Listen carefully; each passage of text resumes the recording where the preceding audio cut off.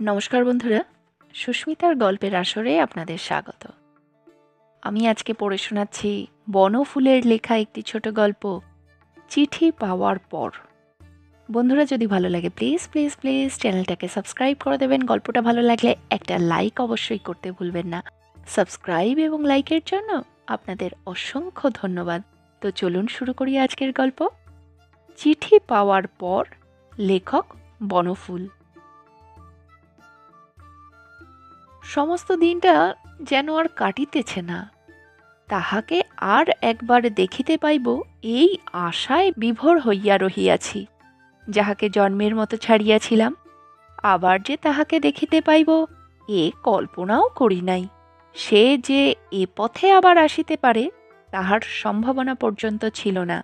অসম্ভব কিন্তু সম্ভব হইয়াছে। সে আসিতেছে এবং আমি তাহার দর্শন আকাঙ্ক্ষায় অধীর হইয়া উঠিয়াছি। আমার বিগত স্বপ্নজীবন পুনরায় স্বপ্নায়িত হইয়া উঠিয়াছে, যদিও মাত্র 5 মিনিটের জন্য। যদিও তাহার স্বামী সঙ্গে থাকিবে, তথাপি এই ঘটনাকে আমার জীবনের বৃহত্তম ঘটনা বলিয়া মনে হইতেছে। যত কম সময়ের জন্যই হোক এবং যেভাবেই হোক তাহাকে আর একবার দেখিতে পাইব, তাহাই যে পরম লাভ। চিঠিখানা আবার খুলিয়া পড়িলাম।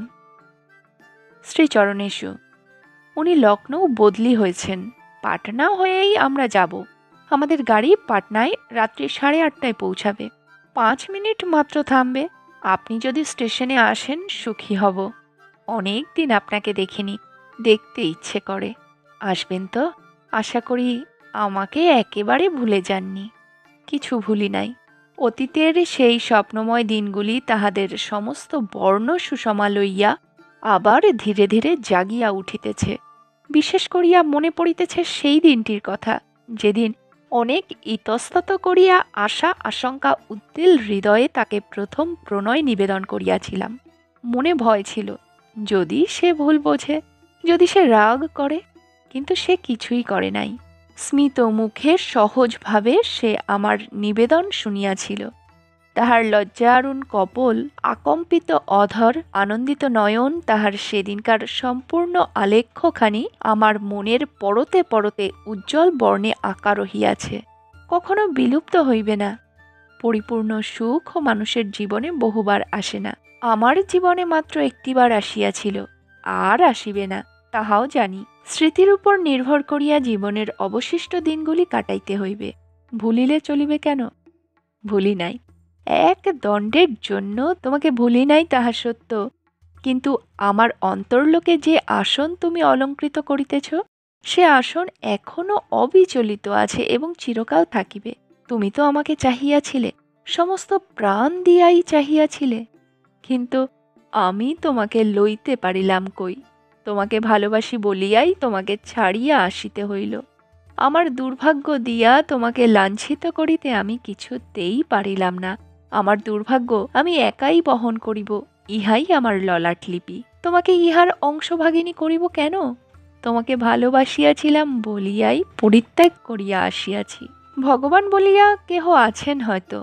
এই নিখিল বিশ্বের কার্যকলাপ তাহারই অমোঘ বিধানে নিয়ন্ত্রিত হইতেছে, এই ধারণা করিয়া নির্মম নির্যাতনের মধ্যে আমরা কিঞ্চিৎ শান্তি লাভ করি।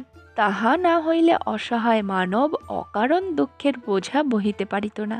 কে একজন মনীষী নাকি বলিয়াছিলেন, ভগবান যদি নাও থাকেন, নিজেদের প্রয়োজনের খাতিরে একটা ভগবান আমাদের সৃষ্টি করিয়া লইতে হইবে। মানুষের পক্ষে ভগবানহীন জীবন অশান্তিজনক। আমিও আমার এই দুর্ভাগ্যটাকে অমোঘ বিধান বলিয়া মানিয়া লইয়াছিলাম যে যিনি আমার স্বপ্ন সৌধ শীর্ষে নিদারুণ বজ্র নিক্ষেপ করিয়াছিলেন, তৃষিত অধর সমীপবর্তী সুধা পাত্রকে যিনি অপ্রত্যাশিত রূঢ় আঘাতে বিচূর্ণিত করিয়াছিলেন, তিনি করুণাময় পরমেশ্বরী। যাহা করিয়াছেন তাহা উচিত বলিয়াই করিয়াছেন। ক্ষুদ্র বুদ্ধি লইয়া আমরা তাহার বিধানের নিগূঢ় অর্থ বুঝিতে পারিব না। সুতরাং তাহার কার্যকলাপের সমালোচনা করিতে আমরা যে অপরাগ তাহাই নয়, অনধিকারিণী। নিরুপায় মন এই যুক্তি মানিয়াছিল। অমিতার পিতামাতার আপত্তি ছিল না, আমার দিকে পিতামাতাই ছিল না, তবু বিবাহ হইল না। সমস্ত যখন ঠিকঠাক, হঠাৎ একদিন কাশিতে কাশিতে এক ঝলক রক্ত আমার মুখ দিয়া বাহির হইয়া পড়িল। জীবাণুতত্ত্ববিদ পরীক্ষা করিয়া বলিলেন, যক্ষার জীবাণু পাওয়া গিয়াছে।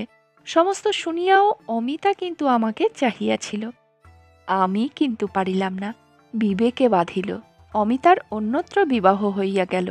অমিতার মতো পাত্রী পড়িয়া থাকে না। সুন্দর স্বভাব, সুন্দর চেহারা, সুন্দর শিক্ষা, অমিতার মতো মেয়ে তো বাংলাদেশে বেশি নাই। আমার চোখে তো আর একটিও পড়িল না। রূপসী শিক্ষিতা মেয়ে হয়তো অনেক আছে, কিন্তু অমন মৃদু, অমন স্নিগ্ধ, অমন সুমিষ্ট স্বভাব তো আর কোথাও দেখিলাম না। অমিতার পিতামাতা অমিতার জন্য যে পাত্রটিকে নির্বাচন করিলেন, তিনিও অমিতার উপযুক্ত। বড় বংশের ছেলে, বড় চাকুরি করেন, স্বাস্থ্যবান, সুরূপ ভদ্রলোক। কোনো দিক দিয়াই কোনো খুঁত নাই।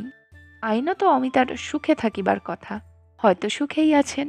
কিন্তু কেন জানি না আমার অন্তর্নিবাসী অবুঝ ব্যক্তিটির বিশ্বাস অমিতা সুখে নাই। আমার ধারণা অমিতা আমাকে পাইলেই বেশি সুখী হইত। যদিও আমি অমিতার স্বামীর অপেক্ষা সব দিক দিয়াই নিকৃষ্ট, তথাপি মনে হয় অমিতা এখনো মনে মনে আমারই প্রতীক্ষা করিতেছে। অত্যন্ত যুক্তিহীন এই স্বপ্নটাকে আমি মনে মনে আঁকড়াইয়া আছি যে তাহার স্বামীর বড় বংশ, ভালো চাকুরি, সুন্দর রূপ, অটুট স্বাস্থ্য সত্ত্বেও সে ততটা সুখী নয় যতটা সুখী সে হইতে পারিত যদি আমি তাকে বিবাহ করিতাম। হয়তো ইহা আমার অহমিকা, কিন্তু বিশ্বাস করুন, এই অহমিকাটুকুকেই আশ্রয় করিয়া আমি বাঁচিয়া আছি। সর্বগ্রাসী জলপ্লাবনে সমস্ত ডুবিয়া গিয়াছে, অহমিকার ক্ষুদ্র দ্বীপটুকু শুধু জাগিয়া আছে। অত্যন্ত নিঃসঙ্গভাবে তাহারই উপর দাঁড়াইয়া আমি বাঁচিয়া আছি। আবার তাহার চিঠিখানি পড়িলাম। দেখা হইলে কি বলিব তাহাকে? এতদিন পরে দেখা, 5 মিনিটের জন্য, স্টেশনের ভিড়ে 5 মিনিটের মধ্যে কি বলিব তাহাকে? অথচ বলিবার কত কথাই মনের মধ্যে সঞ্চিত হইয়া রহিয়াছে, কিন্তু মাত্র 5 মিনিটের মধ্যে সমস্ত কথা গুছাইয়া বলিব কেমন করিয়া? হয়তো কিছুই বলা হইবে না, হয়তো অতি সাধারণ কুশল প্রশ্নের ভিতর দিয়াই এই অতিশয় মূল্যবান 5টি মিনিট অতিবাহিত হইয়া যাইবে। জীবনে হয়তো তাহার সহিত আর দেখাই হইবে না। হয়তো সহসা মনে হইল তাহার স্বামী সঙ্গে থাকিবে। আবার পত্রখানি খুলিয়া পড়িলাম। সমস্ত দিন বাজারে ঘুরিয়াছি। কলিকাতার মিউনিসিপ্যাল মার্কেটের ডালমুট অমিতার বড় প্রিয় বস্তু ছিল। নানা স্থানে ঘুরিয়াও ঠিক সেই রকম ডালমুট জোগাড় করিতে পারিলাম না। হয়তো এখানকার জিনিস তাহার পছন্দ হইবে না। একজনকে ফরমাশ দিয়েছি, সে আশ্বাস দিয়েছে সন্ধ্যা নাগাদ ভালো ডালমুট প্রস্তুত করিয়া দিবে। ডালমুট ছাড়া অমিতার জন্য যে আর কি লইয়া যাইব তাহা স্থির করিতে পারিতেছি না। জামাকাপড় ময়লা হইয়া গিয়াছে, মেসের চাকরটাও ছুটি লইয়া বাড়ি গিয়াছে। নিজেই একটা জামা ও কাপড়ে সাবান দিতে বসিলাম। ময়লা জামাকাপড় পরিয়া তাহার সহিত দেখা করিতে পারিব না। সন্ধ্যা হইয়া গিয়াছে। হঠাৎ মনে পড়িল কিছু গোলাপ ফুল জোগাড় করিয়া লইয়া গেলে হয়। লাল নয়, সাদা গোলাপ। নরেনদের বাড়িতে আছে, গেলেই পাইব। হাত ঘড়িটার দিকে চাহিয়া দেখিলাম 6:30 বাজিয়াছে, এখনো দেরি আছে। নরেনের বাড়ির উদ্দেশ্যে বাহির হইয়া পড়িলাম। সন্ধ্যা উত্তীর্ণ হইয়া গিয়াছে। নরেনদের বাড়ি হইতে যখন বাহির হইলাম তখন চতুর্দিক অন্ধকার। বড় বড় সাদা গোলাপগুলি অতি সুন্দর। অমিতা নিশ্চয়ই খুশি হইবে। ফুলগুলি পাইতে কিন্তু দেরি হইয়া গেল। নরেন বাড়ি ছিল না, মালিটাও বাহিরে গিয়াছিল। রাস্তায় নামিয়া হাতঘড়িটা আরেকবার দেখিয়া নিশ্চিন্ত হইলাম। ট্রেনের এখনো 1 ঘন্টা দেরি আছে, মাত্র 7:30 বাজিয়াছে। যে লোকটাকে ডালমুটের ফরমাশ দিয়েছিলাম সে এখান হইতে কিছু দূরে একটা গলির মধ্যে থাকে। সেখানে গেলাম। স্টেশন। নানা ধরনের যাত্রী নানা ধরনের জিনিসপত্র লইয়া ট্রেনের জন্য অপেক্ষা করিতেছে। ডালমুট ও গোলাপ লইয়া আমিও অন্যমনস্কভাবে প্ল্যাটফর্মে পাইচারি করিতেছি।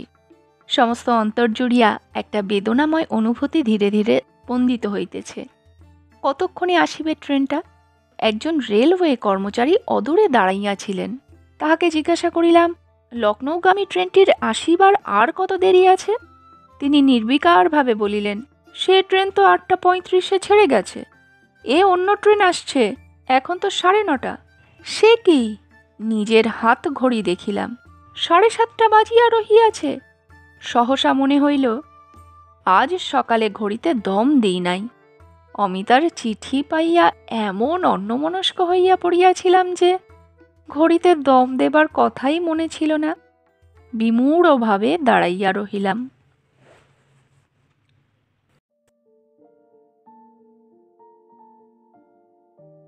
দ্বিতীয় গল্প, জৈবিক নিয়ম। বেচারার দোষ ছিল না, এ অবস্থায় সব যুবকই এমনই করিয়া থাকে। জৈবিক নিয়ম অনুসারে যৌবনের ধর্মই এই। মনে হয় বুকটা একটু ফুলাইয়া চলি, মাথাটা একটু উঁচাইয়া রাখি, হাবে ভাবে চলনে বলনে পৌরুষের মাহাত্ম্যটা পরিস্ফুট হইয়া উঠুক। মেয়েটি তাহা দেখুক, অনুভব করুক, একবার অন্তত মনে মনে ভাবুক, বাহ, বেশ ছেলেটি তো। অকারণে কানের পাশ গরম হইতে থাকে, পেশিগুলির মধ্যে শিহরণ সঞ্চারিত হয়, শিরায় শিরায় শোণিত স্রোতের গতিবেগ বাড়িয়া যায়। যৌবনকালে সকলেরই ইহা হয়, ইহাই নিয়ম। যৌবনের ধর্মই এইরূপ বিচিত্র যে বাহুল্য ও আতিসাহ্যে তাহার সহজ প্রকাশ।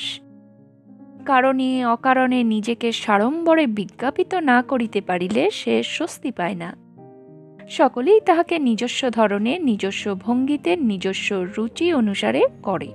সেদিন প্ল্যাটফর্মে রোগা গোছের ছোকরাটি তাহার নিদারুণ কৃশতা সত্ত্বেও যাহা করিতেছিল তাহা এই সনাতন মনোবৃত্তির তাড়নাতেই করিতেছিল।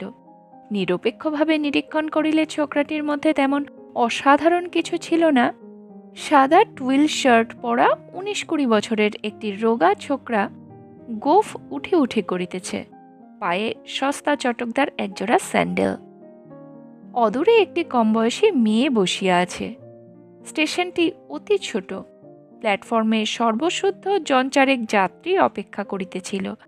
তাহাদের মধ্যে 2 জন সাঁওতাল, তাহারা মোট ঘাট লইয়া একটু দূরে বসিয়াছিল।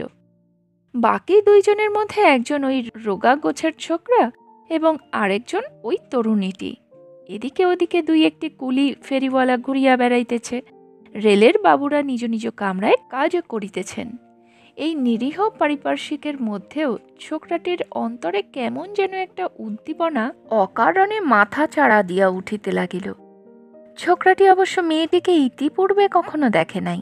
উত্তেজনার আধিক্যে তো সম্ভবত সেই জন্যই।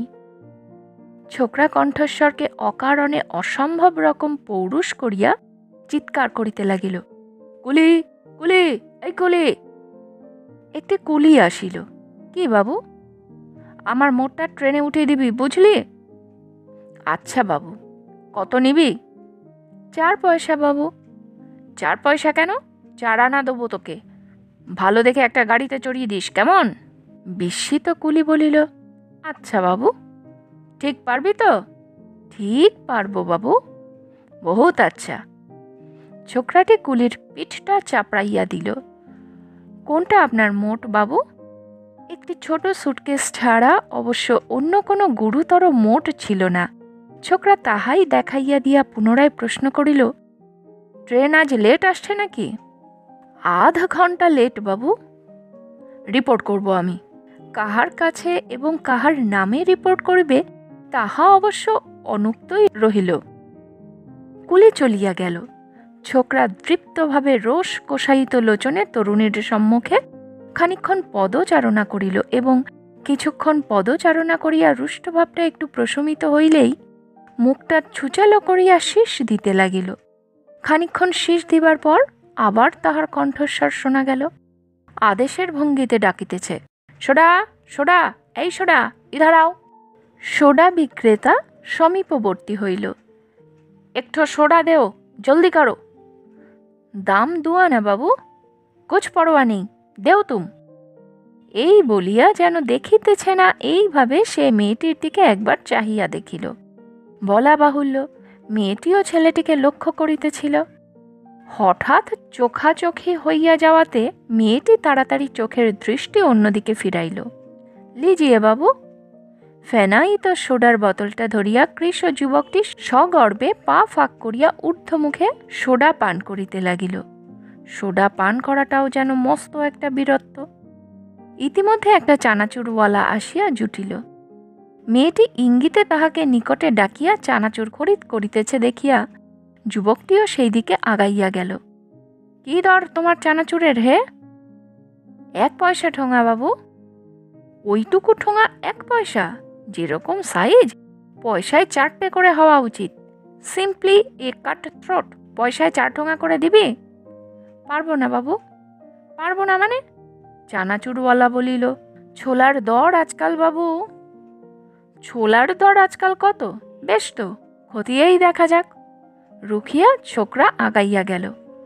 ওসব কথা ছেড়ে দিন বাবু, বেকার বাদ বাড়িয়ে ফায়দা কি? লিবেন আপনি চানাচুর? কঠোঙা চাই? ভ্রুযুগল উৎক্ষিপ্ত করিয়া ছোকরা একবার আপাদমস্তক চানাচুর অলাটাকে দেখিয়া লইল। তাহার পর বলিল, ঠোঙা? তোর যত চানাচুর আছে সব কিনে নিতে পারি আমি, জানিস? উত্তরে চানাচুরওয়ালা দন্ত বিকশিত করিয়া হাসিল। হাসছিস যে বড়, কত চানাচুর আছে তোর? দাম কত হবে? 1 টাকা বাবু। ছোকরা তৎক্ষণাৎ মানিব্যাগ খুলিয়া ঠং করিয়া একটা টাকা তাহার মুখের সম্মুখে ফেলিয়া দিল। চানাচুর বিক্রেতা এতটা প্রত্যাশা করে নাই। কি গভীর মনোবৃত্তি যে ছোকরাকে নাচাইতেছে তাহা মূর্খ বেচারা কি করিয়া বুঝিবে। টাকা লইয়া সে চলিয়া গেল। এত চানাচুর লইয়া ছোকরা কিন্তু বিব্রত হইয়া পড়িল। একটু ইতস্তত করিয়া মেয়েটিকে বলিল, আপনি আরও কিছু নিন। না না, আমার আর চাই না। কুণ্ঠিতা তরুণী সলজ্জভাবে মাথা নাড়িল। এতগুলো নিয়ে আমি কি করব, রেখে দিন কিছু আপনি। অনেকগুলি ঠোঙা সে তরুণীর পাশে বেঞ্চিটার উপর একরকম জোর করিয়া রাখিয়া দিল। ইহার দৃষ্টিকটুতা তরুণীকে সংকুচিত করিতে লাগিল। কিন্তু সে বেচারা কি আর করিবে? লজ্জায় আনত নয়নে বসিয়া থাকা ছাড়া আর কোনো ভদ্র উপায় তাহার মাথায় আসিল না। বাকি ঠোঙাগুলি সুটকেসের উপর রাখিয়া আসিয়া ছোকরা সহাস্য মুখে বলিল, ওগুলো ট্রেনে যেতে যেতে ধীরে সুস্থে শেষ করবেন। কোথায় যাচ্ছেন আপনি? এই ট্রেনেই যাচ্ছেন তো? মেয়েটি লজ্জা পাইয়াছিল, মৃদু স্বরে বলিল, আমি পরের ট্রেনটায় যাব। ও তাই নাকি? ছোকরা কিছুক্ষণ দাঁড়াইয়া থাকিয়া আবার পায়চারি শুরু করিল। বুক চিতাইয়া উন্নত মস্তকে অকারণ পুলকে বেশ খানিকক্ষণ পদচারণ করিল, আবার থামিল। তাহার পর ঘাড় বাঁকাইয়া হাতের পেশিগুলি টিপিয়া দেখিতে লাগিল। পেশি অবশ্য বেশি ছিল না, কিন্তু যতটুকু ছিল ততটুকুই বা ফুলাইতে ক্ষতি কি? একটু শীষ দিল, যৎসামান্য গোফটুকুতে 2-1 বার তাও দিল। তাহার পর তাহার নজরে পড়িল প্ল্যাটফর্মের ওধারটায় একটা কৃষ্ণচূড়া গাছের পুষ্পিত ডাল প্ল্যাটফর্মের উপর ঝুঁকিয়া রহিয়াছে। সে তখন সেই দিকে গেল এবং লাফাইয়া ডালটাকে ধরিয়া ফুল পাড়িবার চেষ্টা করিতে লাগিল। খানিক্ষণ চেষ্টা করিয়া কিছু ফুলও পাড়িল। শ্রান্ত দেহে এক গোছা কৃষ্ণচূড়া ফুল লইয়া আবার সে মেয়েটির কাছাকাছি আসিয়া দাঁড়াইল। ট্রেন আসিয়াছে। কুলিটা সুটকেস ও চানাচুরের ঠোঙাগুলি একটা ফাঁকা গাড়িতে তুলিয়া দিয়া 4 আনা পয়সা পাইল। ছোকরা গাড়িতে উঠিয়া জিনিসপত্রগুলি ঠিকমতো রাখিয়া আবার নামিয়া আসিল। উপবিষ্ট তরুণীটির পানে একবার চাহিয়া দেখিল তরুণীটিও তাহার দিকে তাকাইয়া আছে। গার্ড বাঁশি বাজাইয়া সবুজ নিশান নাড়িলেন। ট্রেন ধীরে ধীরে চলিতে শুরু করিল। তখনও ছোকরা ট্রেনে উঠে না। ট্রেনের গতিবেগ যখন বেশ বাড়িয়াছে তখন সে শেষ বাহাদুরিটা দেখাইবার জন্য সহাস্য মুখে মেয়েটিকে নমস্কার করিয়া চলন্ত ট্রেনে লাফাইয়া উঠিল।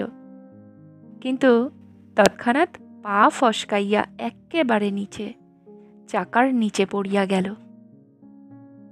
আর কিছু করার সুযোগ সে পাইল না।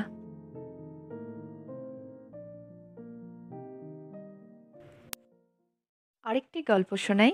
গল্পটির নাম তিলোত্তমা, বনফুলের লেখা। সকলেরই জীবনে মাঝে মাঝে এমন এক একটি নাটকীয় মুহূর্ত আসিয়া উপস্থিত হয় যে সমস্ত হিসাব, সমস্ত আয়োজন হঠাৎ নিমেষে বদলাইয়া যায়। উত্তর বাহিনী নদী স্রোত সহসা দক্ষিণ বাহিনী হইয়া পড়ে। তুঙ্গ পর্বত অকস্মাৎ গভীর গহ্বরে পরিণত হয়। সাধারণ মানুষের জীবনে এইসব হয়। ইহার জন্য রাম বা রাবণ হইবার প্রয়োজন নাই। নকুল নন্দী সাধারণ লোক, তাহার পুত্র গোকুলও অসাধারণ কিছু নহে। আর 5 জনের মতো সেও বিয়ে পাশ করিয়া এখানে ওখানে আড্ডা দিয়া, তাস খেলিয়া, পথের থিয়েটারে অভিনয় করিয়া, রাজনীতি অথবা সাহিত্য সম্পর্কে মাথা ঘামাইয়া, অর্থাৎ এক কথায় ভেরান্ডা বাজাইয়া দিন যাপন করিতেছিল। আর 5 জনের যেমন বিবাহের সম্বন্ধ আসে, গোকুলের তেমনই আসিতে লাগিল। বিবাহের বাজারে গোকুল সুপাত্র। শহরের উপর একখানা ত্রিতল বাড়ি। পিতার তেজারতি ব্যবসা, মাতুলালয়ের বিষয় সম্পত্তি যাহা আছে, কোনো কালে গোকুলকে উদার অন্নের জন্য চাকরির উপর নির্ভর করিতে হইবে না। ভগবান তাহাকে যাহা দিয়াছেন, তাহাতে স্বচ্ছন্দে সে সারা জীবন শখের থিয়েটারে রেজিয়ার ভূমিকায় অবতীর্ণ হইয়া নাট্যশিল্পের উৎকর্ষ বিধান করিতে পারিবে। বিবাহের সম্বন্ধ আসিতে লাগিল। পিতা নকুলনন্দী অভিজ্ঞ লোক। পুষ্টি, বংশ, পাত্রের রূপ, পণের পরিমাণ সমস্ত দিক বিচার করিয়া নন্দী মহাশয় যে পাত্রীটিকে মনোনীত করিলেন, তাহার নাম তিলু, ভালো নাম তিলোত্তমা। নন্দী মহাশয় সেকেলে লোক, সুতরাং পুত্রকে না পাঠাইয়া নিজেই কন্যা দেখিতে গেলেন এবং পছন্দ করিয়া আসিলেন। নাম শুনিয়া গোকুল মুগ্ধ হইয়া গেল। সে মনে মনে যে ছবিটি আঁকিতে লাগিল, কাব্যের তিলোত্তমা তাহার কাছে কিছুই নয়। শুভদৃষ্টির সময় কিন্তু সে ঘাবড়াইয়া গেল। তিলোত্তমাই বটে, তিলের মতোই কুচকুচে কালো এবং গোল, ছোট ছোট চোখে ভীরু শঙ্কিত দৃষ্টি। উলুধ্বনি, শঙ্খধ্বনি, কোলাহলধ্বনি, পরিবেশন ধ্বনি, নানা রূপ ধ্বনির মধ্যে ইহারই পানি পীড়ন তাহাকে করিতে হইল। উপায় নাই, কিন্তু ঘাবড়াইয়া গেল। পিতা নকুলনন্দীও ঘাবড়াইয়া গেলেন। তিনি বেহাইটিকে যেরূপ সোজা লোক মনে করিয়াছিলেন, দেখিলেন আসলে তিনি মোটেই সেরূপ সোজা নহেন। লোকটি হাত কচলাইয়া ক্রমাগত হে হে হে হে করিয়া চলিয়াছেন, অথচ একটিও প্রতিশ্রুতি রক্ষা করেন নাই। নগদ 500 টাকা পণ কম দিয়াছে, বলিতেছে এখন সব জুটাইতে পারা গেল না, বাকি টাকা পরে পরিশোধ করিয়া দিব। দানপত্র যাহা দিয়াছে তা অত্যন্ত খেলো। চেলির রং উঠিয়া যাইতেছে, রিস্ট ওয়াচ নাই। কলিকাতায় নাকি অর্ডার দেওয়া হইয়াছে, এখনো আসিয়া পৌঁছায় নাই। আংটিটা সোনার কিনা কে জানে, দেখিতে তো পিতলের মতো। তিনি শেষে একটি ধাড়িবাজের সহিতই কুটুম্বিতা করিয়া বসিলেন নাকি? তখন তিনি যাহা দাবি করিয়াছিলেন, লোকটা তাহাতেই রাজি হইয়া হাত কচলাইতে কচলাইতে ঘাড় নাড়িয়াছিল। দাবি অবশ্য তিনি একটু বেশি করিয়াছিলেন, কিন্তু বেশি টাকা না পাইলে ওই কুৎসিত হাঁদামুখ মেয়েটাকে পুত্রবধূ রূপে বরণ করিয়া লইবেনি বা কেন তিনি? সব জিনিসেরই তো একটা হিসাব আছে। কিন্তু এ কি কাণ্ড!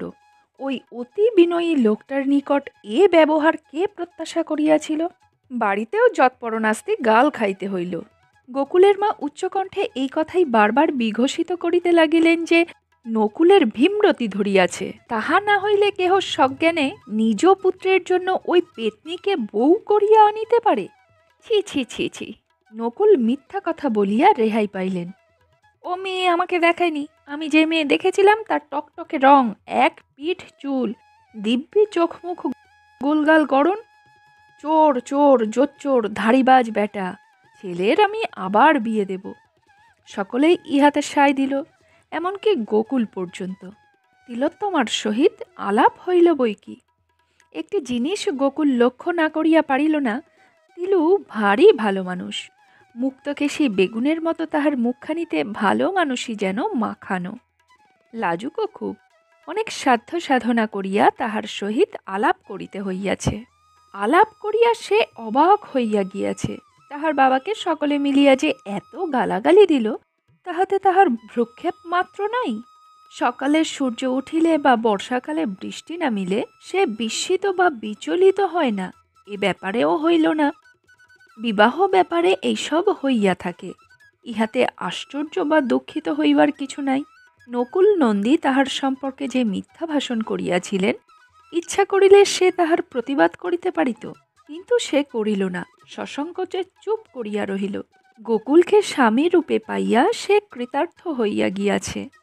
অকারণ বাদ প্রতিবাদের প্রয়োজন কি? সে প্রতি মুহূর্তেই অনুভব করিতেছে যে সে গোকুলের অনুপযুক্ত। অনধিকার হইয়াও সে ভাগ্য বলে সুখ স্বর্গে প্রবেশ করিয়াছে। কলহ কোলাহল ভুলিয়া এ আনন্দ লোক হইতে নির্বাসিত হইতে সে চায় না। গোকুল বলিল, বাবা মা বলছেন আবার আমার বিয়ে দেবেন। তিলু চুপ করিয়া রহিল। উত্তর দিচ্ছ না যে? বেশ তো, হিঁদুর ঘরে হয়তো অমন। তোমার কষ্ট হবে না? আমার? না, একটু চুপ করিয়া পুনরায় বলিল, হলেও তোমার যদি তাতে সুখ হয় সে কষ্ট সহ্য করব। গোকুলের মনে হইল ইহা অভিমানের কথা, কিছু বলিল না। বৎসরখানেক কাটিয়া গেল। তিলুর সম্বন্ধে মোহমুক্ত হইবার পক্ষে 1 বৎসর যথেষ্ট সময়। না জানে লেখাপড়া, না জানে গান বাজনা, না জানে হাবভাব, না আছে রূপ, না আছে গুণ। গুণের মধ্যে মহিষের মতো খাটিতে পারে, কাঁড়ি কাঁড়ি বাসন মাজিয়া চলিয়াছে, রাশি রাশি জামা কাপড় কাচিয়া চলিয়াছে, ভ্রুক্ষেপ নাই, তিলোত্তমা তাহাতে ডুবিয়াই থাকে। আকাশে চাঁদ উঠিল কিনা, বকুলবনে পাপিয়া ডাকিল কিনা, এসবের খোঁজ তাহার সাধ্যাতীত। নাট্যশিল্পী কবি প্রকৃতি গোকুল দমিয়া গেল এবং অবশেষে হাল ছাড়িয়া দিল। একটা চাকরানির সহিত কাহাতক প্রেম করা যায়? বাবা যদিও এখনো বেহাই গোষ্ঠীর উপর চটিয়া আছেন, কিন্তু দ্বিতীয়বার বিবাহের কথা তিনি আর উত্থাপন করেন নাই। শতপ্রবৃত্ত হইয়া গোকুলের পক্ষেও মুখ ফুটিয়া সে প্রস্তাব করা শক্ত। এমন সময় বিধাতা একদিন মুখ তুলিয়া চাহিলেন। চন্দ্রগুপ্ত অভিনয় হইবে, সেলুকাস ও অ্যান্টিগোনাস অভিনয় করিবার লোক পাওয়া গিয়াছে, কিন্তু পোশাক পাওয়া যাইতেছে না। গ্রিক পোশাক আনিবার জন্য গোকুল কলিকাতায় যাইতেছিল। স্টেশনের টিকিট করিতে গিয়া তাহার চোখে পড়িল একজন বিধবা প্রৌঢ়া ভিড়ের মধ্যে বড় বিপন্ন হইয়া পড়িয়াছেন। নিজের পুঁটুলি ও কাপড় চোপড় সামলাইয়া তিনি কিছুতেই টিকিট করিয়া উঠিতে পারিতেছেন না। লোকে চতুর্দিক হইতে ধাক্কাধাক্কি করিয়া তাহাকে কেবল পিছাইয়া দিতেছে। গোকুল তাহাকে সাহায্য করিল, টিকিট কিনিয়া দিল। তিনিও কলকাতায় যাইতেছেন, তাহার সহিত কোনো পুরুষ অভিভাবক নাই, সুতরাং গোকুলকে সে ভারও লইতে হইল। গোকুলের কামরাতেই তিনি উঠিলেন। গোকুল নিজের নানারূপ অসুবিধা করিয়া, এমনকি একজন প্যাসেঞ্জারের সহিত কলহ করিয়া তাহার শয়নের ব্যবস্থা করিয়া দিল। প্রৌঢ়া মুগ্ধ হইলেন। কামরা ক্রমশ খালি হইয়া গেলে প্রৌঢ়া পুটুলি হইতে পান বাহির করিয়া গোকুলকে একটি দিলেন, নিজেও একটি লইলেন। তাহার পর চকচকে একটি রূপার কৌটা হইতে খানিকটা জর্দাও বাহির করিলেন। গোকুল লইল না, অভ্যাস ছিল না। প্রৌঢ়া স্মিত মুখ বিবরে খানিকটা নিক্ষেপ করিয়া বলিলেন, কপাল যখন পুড়ে গেল তখন একে একে সবই ছাড়তে হলো, কিন্তু এটুকুন এখনো ছাড়তে পারিনি বাবা। মুচকি হাসিয়া জানালা দিয়ে মুখ বাড়াইয়া পিছ ফেলিলেন। আলাপ শুরু হইয়া গেল। দীর্ঘ আলাপ হইল। দীর্ঘ আলাপের ফলে প্রৌঢ়া গোকুলের নারী নক্ষত্র সমস্ত জানিয়া লইলেন। গোকুল মন খুলিয়া সমস্ত বলিয়া ফেলিল, কিছুই গোপন করিল না, করিতে পারিল না, এমনকি করিবার প্রয়োজনও অনুভব করিল না। অর্থাৎ গোকুলও মুগ্ধ। সব শুনিয়া প্রৌঢ় বলিলেন, তুমি যে আবার বিয়ে করবে বলছো, পাত্রী ঠিক হয়েছে কোথাও? এখনো হয়নি। আর 1 খেলি পান এবং আর একটু জর্দা মুখে দিয়া প্রৌঢ়া বলিলেন, দেখো বাবা, তাহলে তোমাকে সব খুলেই বলি। আমার একটি মেয়ে আছে। ওই মেয়েটি হবার পরই আমার কপাল পুড়ে গেল। মনের মতো একটি পাত্র খুঁজছি। তুমিও তো আমাদের পাল্টি ঘর, তোমাকে ভারী পছন্দ হয়েছে আমার। আমার মেয়েও কিছু নিন্দের নয়, যদি বলো তাহলে। গোকুল ইহা প্রত্যাশা করে নাই, কি বলিবে ভাবিয়া পাইল না। উষাকে আগে দেখো তুমি, তোমার যদি পছন্দ হয় তাহলে। আমতা আমতা করিয়া গোকুল বলিল, আমার স্ত্রী আছে বর্তমান। সে কথা জানবার পর আপনার মেয়ে হয়তো আপত্তি করতে পারেন। আমার ওপর কথা কইবে উষা? তেমন মেয়েই সে নয়। তাকে লেখাপড়া গান বাজনা সবই শিখিয়েছি, কিন্তু আজকালকার মেয়েদের মতো অবাধ্য তাকে হতে দেইনি। আর একটা স্ত্রী থাকলেই বা কি? তাছাড়া তুমি যখন আবার বিয়ে করতে যাচ্ছ, তখন সে স্ত্রীকে তুমি ত্যাগই করবে ঠিক করেছ নিশ্চয়? হ্যাঁ, কি বলো? তা তো ঠিকই। তাহলে সে স্ত্রী থাকলেই বা কি, আর না থাকলেই বা কি? হ্যাঁ, কি বলো? তা তো ঠিকই। উষা উষা নয়, দ্বীপ্রহর। প্রখর রৌদ্রকিরণে প্রদীপ্ত স্বর্ণকান্তি তাহার সর্বাঙ্গে ঝলমল করিতেছে। চোখে মুখে চলনে বলনে হাস্যে কটাক্ষে বিদ্যুৎ। সে তারে অমন গৌর সারেঙের আলাপ গোকুল আর কখনো শোনে নাই। হাসির পর্দায় পর্দায় এমন গিটকিরি তাহার কল্পনাতীত ছিল। গোকুল কুল হারাইল। ইহার মাসখানেকের মধ্যে প্রায় সব ঠিক হইয়া গেল। উষাকে লইয়া উষার মা চলিয়া আসিলেন এবং গোকুলদের বাড়ির নিকট একটি বাড়ি ভাড়া লইয়া গোকুলের পিতামাতার সহিত কথাবার্তা চালু করিয়া দিলেন। উষাকে দেখিয়া গোকুলের মা শুধু মুগ্ধ নয়, আত্মহারা হইয়া পড়িলেন। গোকুলের বাবা আত্মহারা হইলেন টাকার অঙ্ক দেখিয়া। ইহার সহিত ঘটাইতে পারিলে নগদ 10,000 টাকা, প্রচুর গহনাপত্র এবং ছোটখাটো একটি জমিদারি ঘরে আসিবে। উষার মায়ের নামে একটি কলঙ্ক আছে, যাহার জন্যই নাকি তাহার মেয়ের বিবাহ হইতেছে না। তাহা অবগত হইয়াও নকুলনন্দী বিচলিত হইলেন না। শুধু যে সেটা উপেক্ষা করিলেন তাহা নয়, বাড়ির অপর কাহাকেও জানিতে পর্যন্ত দিলেন না, পাছে বিবাহটা ভাঙিয়া যায়। যৌবনকালে অমন পদস্খলন 2-1 বার সকলেরই হয়, উহা লইয়া মাথা ঘামাইবার প্রয়োজন নাই, ইহাই তাহার যুক্তি। উষা একটি শর্ত করিল এবং সে শর্তেও গোকুলের মা বাবা সকলেই রাজি হইলেন। উহা লইয়া মাথা ঘামাইবার প্রয়োজন নাই, ইহাই তাহার যুক্তি। উষা একটি শর্ত করিল এবং সে শর্তেও গোকুলের মা বাবা সকলেই রাজি হইলেন। বিবাহের পরই তিলোত্তমাকে জন্মের মতো বাপের বাড়ি পাঠাইয়া দিতে হইবে। রাত্রি দ্বীপ্রহর। বিনিদ্র নয়নে গোকুল একা বিছানায় জাগিয়া আছে। কাল সকালেই উষার মা তাহাকে আশীর্বাদ করিবেন। কই, তিলোত্তমা তো এখনো আসিল না। এত কাণ্ড হইয়া গেল, তিলোত্তমা একটি কথাও বলে নাই। তাহাকে একবার জিজ্ঞাসা করা কর্তব্য। গোকুল এপাশ ওপাশ করিতে লাগিল। সমস্ত কাজ সারিয়া তিলোত্তমা অনেক রাত্রে শুইতে আসে, খুব ভোরে আবার উঠিয়া যায়। তাহার দেখা পাওয়াও শক্ত। গত 20-25 দিনের মধ্যে একবারও তাহার সহিত নির্জনে দেখা হয় নাই। এ সম্বন্ধে কোনো আলোচনাও হয় নাই। একবার জিজ্ঞাসা করা উচিত বই কি। গোকুল প্রতীক্ষা করিতে লাগিল। হঠাৎ গোকুলের ঘুম ভাঙিয়া গেল। দেখিল তিলোত্তমা সসংকোচে উঠিয়া যাইতেছে। ভোর হইয়া গিয়াছে। শোনো শোনো। কি? আজ আশীর্বাদ মনে আছে তো? আছে। দেখো, তোমার আপত্তি নেই তো? না। বিয়ের পরই তোমাকে বাপের বাড়ি পাঠিয়ে দিতে বলেছে, শুনেছ সে কথা? শুনেছি, তাই যাব। তুমি 1-8 বার যাও যদি দয়া করে, তাতেই আমার যথেষ্ট হবে। আমি যাই, আমার অনেক কাজ পড়ে আছে। চলিয়া গেল। গোকুল কিছুক্ষণ গুম হইয়া শুইয়া রহিল। তাহার পর উঠিয়া বসিল। তাহার পর বিছানা হইতে নামিয়া জানালার নিকট গিয়া দাঁড়াইল। দেখিল তিলোত্তমা ছাই গাদায় বসিয়া বাসন মাজিতেছে। আশীর্বাদের সরঞ্জাম লইয়া উষার মা আসিলেন।